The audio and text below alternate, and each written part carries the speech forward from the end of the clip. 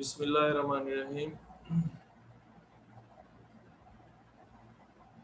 आज 7 लेक्चर है और उम्मीद है आज चैप्टर ख़त्म हो जाएगा इंशाल्लाह। सर्कुलर यूनिफॉर्म मोशन टॉपिक ये है। इसमें आपने define centripetal force, centripetal acceleration, drive the mathematical form for centripetal force and acceleration, ये आपने मालूम करना है। इसमें एक चीज़ ये नहीं है, बस वैसे ही लिखा हुआ है, ड्राइव नहीं किया। अच्छा, सेंट्रीपिटल फोर्स क्या होती है? A force that keep a body to move in a circle is known as centripetal force. ऐसी फोर्स जो किसी बॉडी को दायरे में मूव करने पे मजबूर करती है या दायरे में मूव करवाती है, उसे हम सेंट्रीपिटल फोर्स कहते हैं। ठीक है, समझ आए?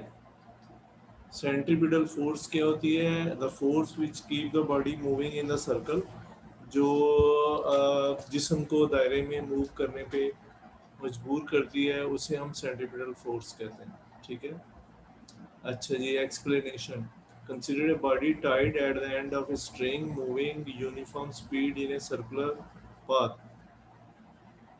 अभी मैं ज़रा एक मिनट ठहरे, अपना पैड खोलूं।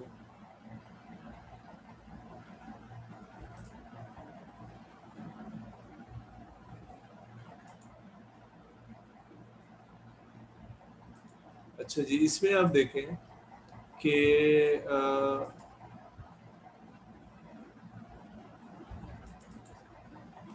एक बॉडी जो है वो सर्कल में मूव कर रही है।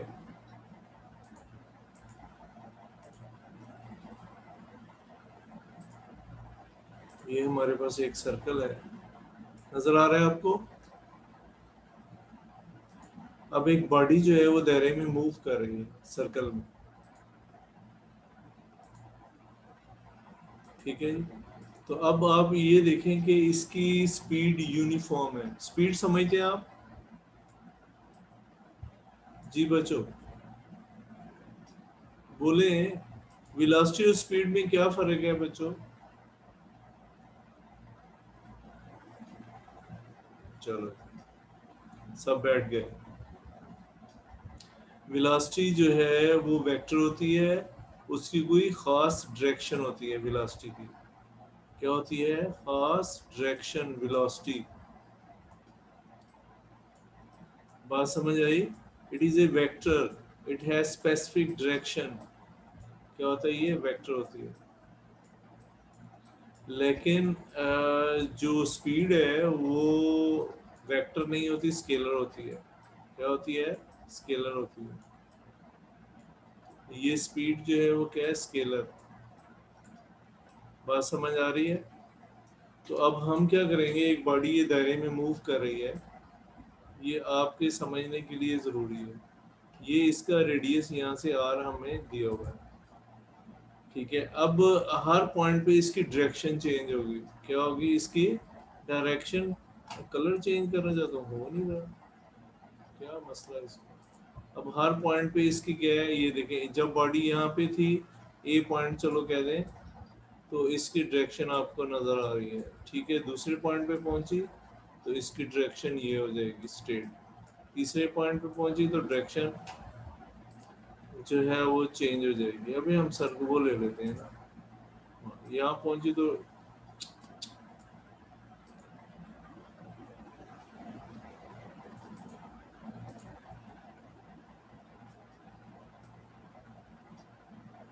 डायरेक्शन ये हो जाएगी।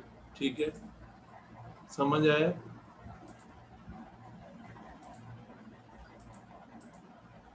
तो अगर आप कहीं और जाते हैं तो डायरेक्शन फिर चेंज होता है। मसलन हम और पे लेते हैं पॉइंट, तो ये ले लिया, तो अब इधर डायरेक्शन ये होगी। ठीक है जी, समझ आ रही? अब जब डायरेक्शन चेंज होगी तो इसका मतलब ये है कि वेलोसिटी भी तब्दील हो रही है। हालांकि स्पीड हम कहेंगे कांस्टेंट है। क्या है? Speed constant.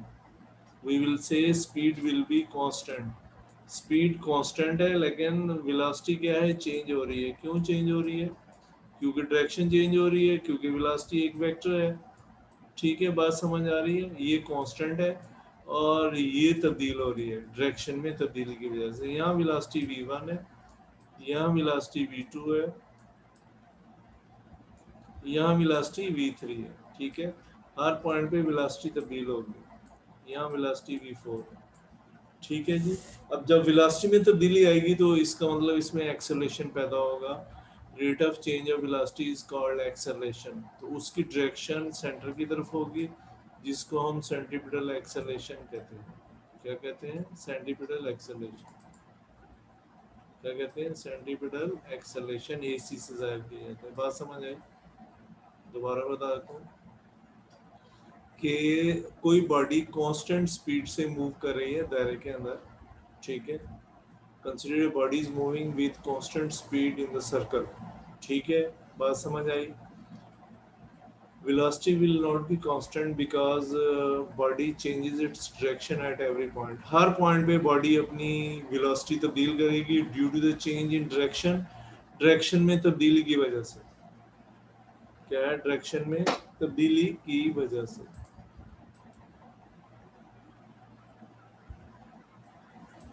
ठीक है, अब डायरेक्शन में तब्दीली की वजह से क्या होगा कि हम कहेंगे कि वेलोसिटी में तब्दीली आ रही है, क्योंकि वेलोसिटी एक वेक्टर मिकदार है। चाहे वो स्पीड सेम होगी, एक ही स्पीड से हम कहेंगे कि दायरे में मूव कर रही है, लेकिन due to the change in direction, ये डायरेक्शन में तब्दीली की वजह से इसको प्रोजेक्शन कहते हैं। क्या कहते हैं? प्रोजेक्शन।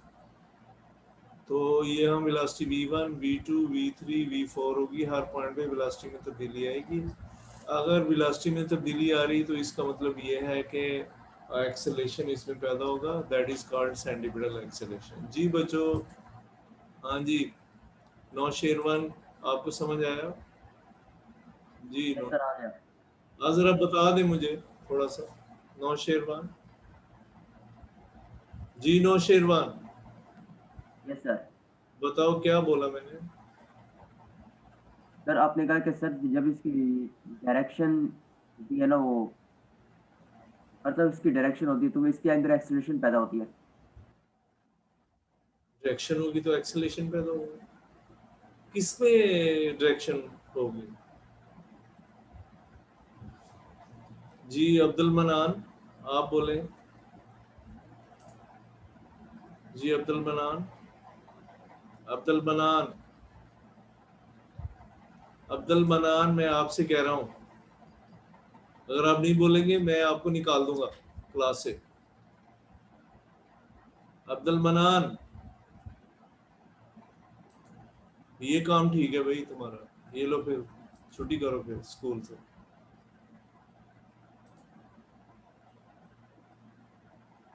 अच्छा जी, और कौन है?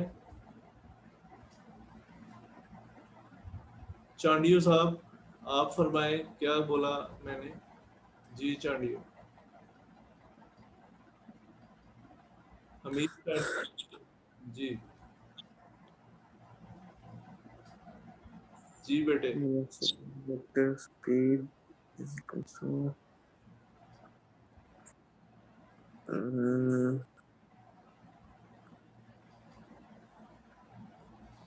चलो शुक्र है बोले तो है ना आप। आपने ये तो नहीं कि बंद करके रखा है, मेहरबानी आपकी, इतने ही काफी है आपके लिए। सर ये थोड़ा सा फिर से एक्सप्लेन कर देंगे थोड़ा। वो तो मैं देख रहा हूँ, मैं करता हूँ, पहले देखो तो सही ना किस किस को आता है। रेयान अली, हाँ जी। अस्सलाम वालेकुम सर। ये क्या मैंने बोला? जब वेलोसिटी वेक्टर होता है सर, इसकी डायरेक्शन स्पेसिफिक होती है, और सर स्पीड स्पीड स्केलर होता है, इसको स्पीड कांस्टेंट होता है। अच्छा जी, चलो थैंक यू जी, इतना ही मेहरबानी आपने हम पे की है कि आप वो भाग ही गया, उसको मैंने फिर इंटर करना था, वो छुट्टी कर गया वहां से। ये हाल है उसका। क्या नाम था उसका? उसको भी मैंने इंटर करना था दोबारा, भी समझ आएगा, वो चला गया। Very good. अब अब्दुल मनान। अभी मैंने उसको इंटर करना था, जब समझाऊंगा मैंने वैसे ही उसको सोचा कि बाहर कर दूं थोड़ा ज़रा, ये अभी बता रहा हूँ, जब बताऊंगा दोबारा से तो फिर उसको इंटर कर दूंगा। वो साहब चले गए, वेटिंग रूम में मैंने रखा था उसको। अच्छा आए ज़रा कल ज़रा। अच्छा जी, अब ये देखें, एक बॉडी गौर से सुने, कांस्टेंट स्पीड से दायरे में मूव कर रही है। हम कहेंगे इसकी स्पीड क्या है, कांस्टेंट, लेकिन डायरेक्शन हर पॉइंट पे तब्दील हो रही है, और due to the change in direction velocity of the body changes at every point. हर पॉइंट पे इसकी वेलोसिटी क्या होगी, तब्दील होगी। समझ आया? Velocity is a vector quantity, लिहाजा it will change at every point. ये हर पॉइंट पे क्या होगी, तब्दील होगी, ठीक है। Due to change in velocity acceleration will produce. इसमें क्या होगा, एक्सेलरेशन पैदा होगा, that is called centripetal acceleration. इसको हम सेंट्रीपिटल एक्सेलरेशन कहते हैं, और इसकी direction will be toward the centre of the circle, और इसकी डायरेक्शन जो है वो क्या होगी, सेंटर ऑफ द सर्कल होगी। ये डायरेक्शन होगी, ठीक है, centre of the circle. Clear? समझ आया? जी सर। अच्छा जी, तो ये इसी तरह से देखें, एक आप, मुझे भी पता है आपको पहली दफा नहीं समझ आएगा, दूसरी दफा थोड़ा ज्यादा आएगा, तीसरी दफा समझ आ सकता है। तो अगर पूछना, कोई पूछ ले तो आपको समझाने के लिए टीचर पूछता है कि आपको समझ आ रही है। अगर आपसे पूछ रहे हैं तो वो दूसरे बच्चे जिनको नहीं आ रही, ताकि वो समझ जाए, तो ये बात होती है। अब आप बोले नहीं या आप चले जाएं क्लास से, तो फिर फायदा क्या है। जैसे वो बच्चे को मैंने मीटिंग रूम में रखा है, इसको मैं एंटर करता हूँ, वो भागे, चले जी मजे करें, हमें क्या, कल आना है ना उसने।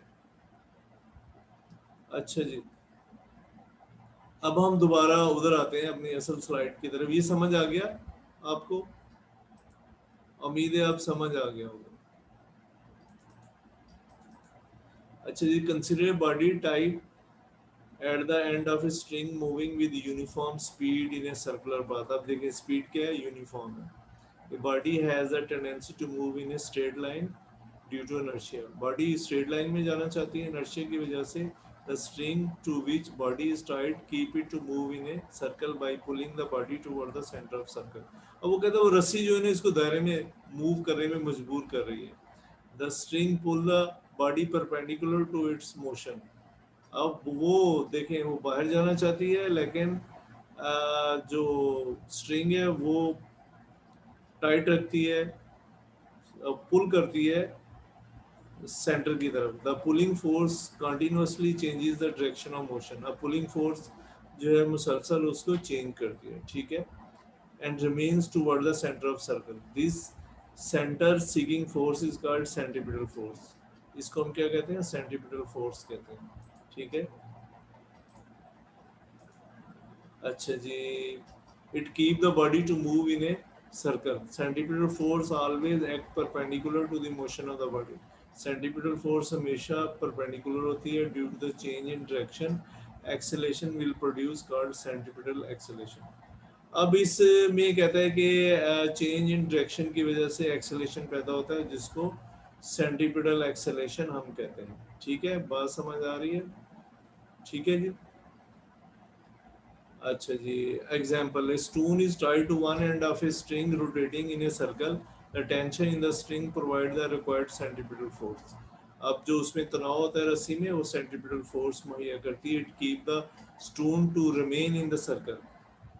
If the string is not strong enough to provide the necessary tension। अगर कहता है इसमें स्ट्रिंग इतनी मजबूत नहीं है कि वो इसको तनाव मुहैया करे, it breaks and stone move away along the tangent to the circle। वो जैसे मैंने लाइन बनाई थी उसी लाइन पे बाहर चला जाएगा, उसको टेंजेंट लाइन कहते हैं। क्या कहते हैं? Tangent line. अभी दोबारा दिखा देता हूँ आपको। ये जो लाइन है ना, देखिए अभी जैसे हम इसको छोड़ेंगे ये स्ट्रिंग टूट जाएगी, तो इस लाइन के ऊपर पत्थर जो है वो स्टोन आगे चला जाएगा, या इधर से चला जाएगा, या इधर से, कहीं से भी वो बाहर जा सकता है। अब ये जो लाइन बनाई है इसको टेंजेंट लाइन कहते हैं। आपने साइन थीटा कॉस थीटा पढ़ा है? नहीं पढ़ा बच्चों? बोले तो सही यार। हेलो हेलो बच्चों। सर आपकी आवाज़ कट कट के आ रही है। अब सही आ रही है? जी सर। अच्छा, मैं ये पूछ रहा हूँ कि साइन थीटा कॉस थीटा तो नहीं पढ़ा ना अभी? नहीं पढ़ा? नहीं बोले सर। ना, हाँ तो बोलो यार, बोले में क्या हर्ज है? मुझे समझ नहीं आती, एक चीज नहीं पढ़ी तो आप बोले तो सर नहीं पढ़ा। तो एक होता है टेंजेंट थीटा। क्या होता है टेंजेंट? अभी पढ़ेंगे इसी नेक्स्ट चैप्टर में, अगर या उससे बाद पढ़ेंगे। ये तीसरा चौथे चैप्टर में है। अच्छा जी, ये इसको टेंजेंट लाइन कहते हैं। तो ये टेन थीटा होता है। क्या होता है टेन? अभी आपको समझ नहीं आएगी इस चीज की। ये भी टेंजेंट लाइन है, टेंजेंट लाइन, टेंजेंट लाइन। तो वो हम आगे पढ़ेंगे, फिर कहीं इसको अप्लाई करेंगे, आपको पता चल जाएगा कि सर ने एक दफा टेंजेंट बताया तो कई दफा आएगी ये बात आपके। समझ आया? पैथागोरस थ्योरम आपने पढ़ा होगा, फीसागोरस थ्योरम पढ़ा है 8 क्लास में? जी, हमाद यस चांडी। सर। हाँ पढ़ा है। तो वो उससे रिलेटेड है कोई ना कोई चीजें, तो वो आपको पता चल जाएगा, बेफिक्र है आप। अच्छा जी, अब हम स्लाइड की तरफ आते हैं। अच्छा, दूसरा है moon revolving around the earth, the gravitational force of earth provide required centripetal force. अब ये जो चांद घूम रहा है ना जमीन के गिर्द, तो जमीन की जो ग्रेविटेशनल फोर्स है उसको उसने क्या किया हुआ है, पुल करके रखा हुआ है, जिसकी वजह से सेंट्रीपिटल फोर्स उसमें पैदा होती है। अच्छा जी, मैथमेटिकली अब ये हम ले रहे हैं centripetal force. An object of mass m is moving with velocity v in a circle of radius r. The magnitude of centripetal force Fe acting on it can be found out by the following equation. F is equal to mv square over r. ठीक है, ये इसका mathematical form है centripetal force का। F C का मतलब centripetal force, M mess है, we velocity और का स्क्वायर है ऊपर, और आर जो है वो सेंटर से फासला है। अच्छा जी, अब है सेंट्रीपिटल एक्सेलेरेशन। इसका फार्मूला लिखा हुआ है, AC is equal to v square over r. The acceleration produced by the centripetal force which is acting directly toward the centre of circle is known as centripetal acceleration. ठीक है, centripetal acceleration मैंने पहले भी बताया कि वो उसकी direction मरकज की तरफ होती है। देखिए, जब तक आपको कंसेप्ट पता नहीं चलेगा ना, तो अगर आप ऐसे याद कर लेंगे आपको कुछ देर में कम बातें आएंगी। अगर आपको कंसेप्ट पता चल गया, जैसे मैंने वो दायरे का आपको बताया है, आपके जेहन में होगा कि वेलोसिटी चेंज होती है, स्पीड चेंज नहीं होती। तो वेलोसिटी में जब चेंज आएगी तो एक्सेलेरेशन पैदा होगा, that is called centripetal acceleration directly toward the centre of the circle. ठीक है, तो फिर आपको ज्यादा बेहतर फिजिक्स समझ आएगी। क्लियर? अच्छा, ये देखें, एक बॉडी जो है वो दायरे में मूव कर रही है। ठीक है, ये कोई स्टोन है कुछ भी। इसके बाद ये मून जो है वो जमीन के गिर्द मूव कर रहा है। अब देखें, ये हर पॉइंट पे इसकी वेलोसिटी है v, इधर भी, इधर भी। लेकिन ये velocity due to the change in direction तब्दील होती है। ये मून को ही जाहिर किया हुआ है। तो एक फोर्स अंदर की तरफ अमल करती है सेंटर की तरफ, ये जमीन के सेंटर की तरफ चांद से, जिसको हम सेंट्रीपिटल फोर्स कहते हैं। क्या कहते हैं? Centripetal force. ठीक है, अब ये भी देखें कि हमारे पास दो फोर्सेस होती हैं, एक सेंट्रीपिटल फोर्स, एक सेंट्रीफ्यूगल फोर्स। ठीक है, अब उसको प्रूव कर रहा है। Let a body of mass m move with uniform velocity v in a circle of radius r, the acceleration produce. इसको जरा फॉन्ट चेंज कर दूं, कहाँ गया?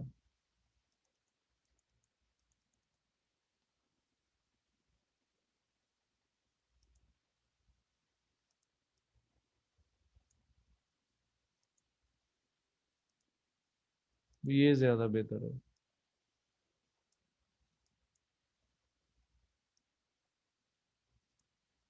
अच्छा जी, let a body of mass m move with uniform velocity v in a circle of radius r, the acceleration at point produced by the centripetal force Fc होगा यहाँ पे, is given by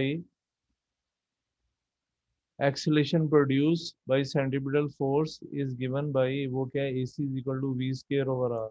वो क्या होता है, AC जो है v square over r के बराबर होता है। According to Newton second law of motion, centripetal force is given by Newton second law क्या कहता है, F is equal to ma।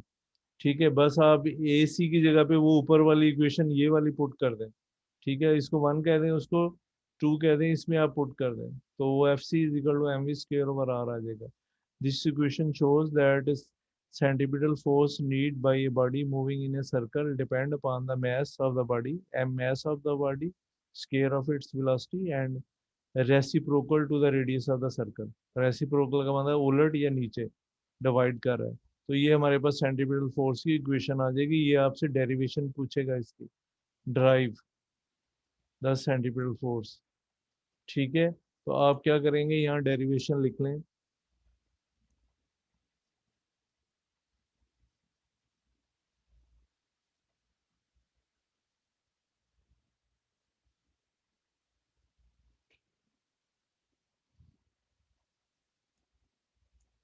ठीक है जी, ये आपके पास आ जाएगी। क्लियर?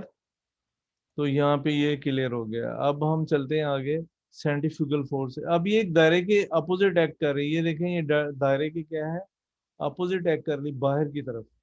एक अंदर की तरफ फोर्स एक्ट कर रही है, एक बाहर की। ये इसका रिएक्शन है, not a force but reaction of centripetal force. क्या है ये, इसका रिएक्शन है। अच्छा, consider stone tied to a string moving in a circle. वही बातें जो पहले की हैं। The necessary centripetal force act on the body a stone through the string that keep it to move in a circle. According to Newton's third law of motion, there exists a reaction to this centripetal force. ये उसका क्या है, reaction है third law के मुताबिक। तो centripetal reaction that pull the string outward is sometimes called centrifugal force. इसको हम बाज़ दफ़ा centrifugal force भी कह देते हैं। ठीक है जी, चैप्टर आपका खत्म हो गया। अब बच्चों कुछ पूछना है तो पूछ लें। जी बच्चों, जी यार, अगर आप बोलेंगे तो मुझे पता चलेगा ना। जी, हम आज चांडियो कुछ पूछना चाह रहे थे। जी पूछें जी, समीर। सर टेस्ट एमसीक्यूज में होगा? हाँ, ये तो अब मजबूरी है, एमसीक्यूज में ही लेंगे। Yes sir, thank you. और नहीं, इस टॉपिक के बारे में आप कुछ पूछें। समझ आ गया? सर इस टॉपिक के बारे में समझ आ गया। अच्छा अच्छा, चलें जी, थैंक यू। फिर अस्सलाम वालेकुम। कल हम पहले पीरियड में ही लूँगा टेस्ट, यानी 2 पीरियड है ना कल।